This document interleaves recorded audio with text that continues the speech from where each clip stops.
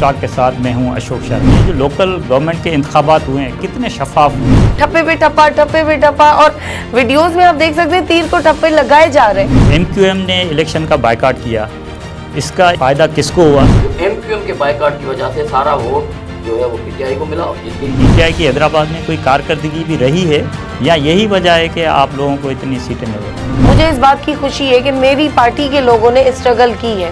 Election commission क्या मुकद्दस गाय है, उस पर कोई बात नहीं कर सकता? कोई भी नहीं है, मुकद्दस गाय कोई भी नहीं है। इस सिस्टम में आप क्या समझती हैं कि जो वुमेन हैं वो कितना एम्पावर हैं? अब जो उनको मखसूस नशिस्तें मिल रही हैं तो मुझे यकीन है कि वो अपनी ड्यूटीज़ परफॉर्म करेंगी। हैदराबाद की सतह पर क्या ये अंडरस्टैंडिंग डेवलप नहीं हो सकती? शहर के बेहतर मुस्तकबिल के लिए, शहर की तरक्की के लिए, तामीर के लिए अगर ये फैसला होता है तो कोई भी एतराज़ नहीं करेगा। जो भी मेयर आ रहा है उसको चाहिए कि दिल बड़ा करे।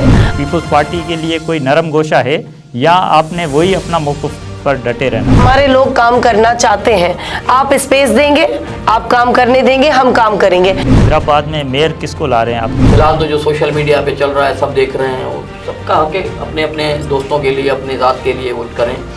प्रोग्राम सिंध टॉक हर सूमर ऐं ख़मीस ॾींहुं शाम जो 7 वॻे ॾिसण न विसारींदा फ़क़ति SS न्यूज़ ते।